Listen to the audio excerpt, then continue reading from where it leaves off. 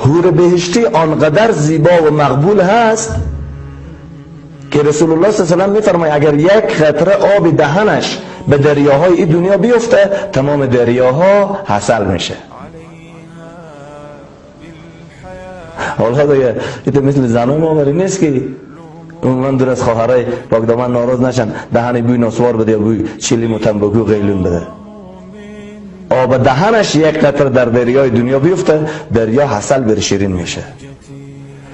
در حدیث آمده که اگر یک انگشت شهادت خود این انگشت خود را به دنیا همینطور نشان بده آفتاب و مهتاب از نور این کور میشه. سبحان الله چقدر زیباست. الله جل شانه به یک بهشتی به پایین ترین بهشتی 70 تا حور 700 تا حور 7 لک حور 70 لک حور در بهشت الله میده. هر انسان به درجه اعمال و تقوا. در بهشت حور بهشتی بعضی از روایت است که حورهای بهشتی همه 17 ساله هستند و زنانی که در دنیا پاک دامن بودن با تقوا بودن با حجاب بودن نمازخوان بودن از شوهر اطاعت کردن مال و اموال خانه را حفاظت کردن از دنیا با ایمان و با تقوا رفتن روز قیامت سردار حورای بهشتی میشه. همین زن خود انسان الله صفات حورای بهشت را به این زن این دنیا میده و همه حوران باکره هستند. هیچ وقت مریضی ماهوار ندارن هیچ وقت بچه و اولاد نمیارن. در بهشت همیشه خوردن است هیچ وقت رفع ضرورت و دستشویی نیست. انسان دستشویی نمیگیره قدرت الله است. همیشه جوانی است هیچ وقت پیری نیست. همیشه خوشی است هیچ وقت پریشانی نیست. همیشه حیات است هیچ وقت مرگ نیست. در حدیث آمده که مرگ به مابین بهشت و دوزخ به شکل گوسفند بری ذبح میشه. برای کافرها و مشرکین گفته میشه ابدالابد به دوزخ باشید. برای مسلمان ها گفته میشه ابدالابد به جنت الله باشید. در بهشت پریشانی نیست غم نیست. در بهشت عبادت و نماز و روزه هم نیست. 4 جو 4 نهر 4 جو یکی عسل یکی شیر یکی شراب یکی آب زلال هر 4. وقتی که میخوای عسل شراب در این دنیا حرام است. رسول الله صلی الله علیه و آله فرموده که کسی در دنیا شراب بخوره و بدون از توبه اگر بمره نعوذ بالله او در بهشت الله داخل نمیشه. باید همه مسلمان ها از این حرام کثیف و چتل پرهیز کنن توبه کنن. اگر کسی خدای نخواسته نعوذ بالله به این عمل باطل گرفتار است برادرای مسلمان او دعوت بدن دل بسوزونن بگو در بهشت الله شراب بهشت فرق داره به شراب دنیا. شراب اونجا خورده میشه عسل است شیر است آب زلال است. هر 4 تا کنار یکدیگر یک جا روان هست با یکدیگر خلط نمیشه.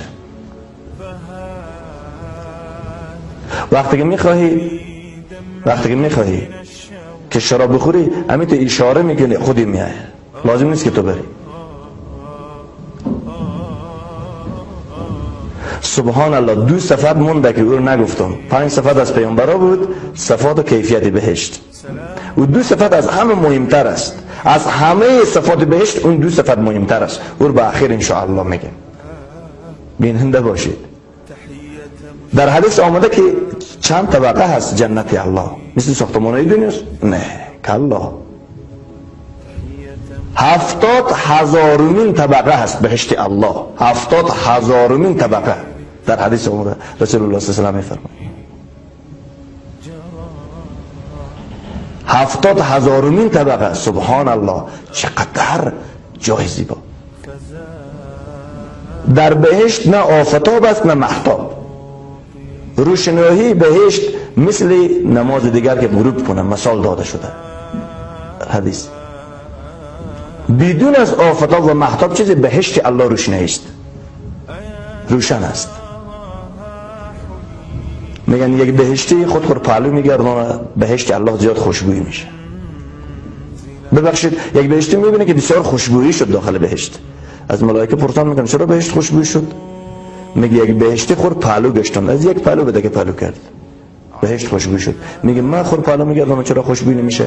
میگه به تمام عمر او به دنیا یک سبحان الله از تو پیشتر گفته بود. ارزش سبحان الله رو او وقت یک انسان میدانه. چقدر مهم است که ما همیشه ذکر الله رو بکنیم، تسبیح بخوانیم. میگه در بهشت جمعه بازار میشه، روز جمعه جمعه بازار بهشت میشه، جای مخصوص است.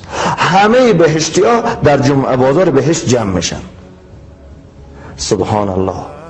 هر کسی میخوای ملاقات کن، انبیا، پیامبران، صدیقین، شهدا، هر کسی که دوست داشته باشی با آنواید همه جا میبینی. کدام قیوداتی به ملاقات دیگران نیست. الله پاک در بهشت اعلان میکنه. قبل از اینکه الله چی میفرماید میریم اون دو صفت میگیم که دو صفتی که بسیار مهم است. 5 صفت از 5 پیامبر به یک بهشتی داده شد. 2 صفت از الله به انسان داده میشه در بهشت. یک صفت حیات، الله همیشه زنده است. الله لا اله الا هو الحی القیوم، الله حی است، همیشه زنده است. 2 صفت از الله به انسان داده میشه در بهشت. یک صفت حی، هیچ وقت مرگ به سراغ تو نمیاد.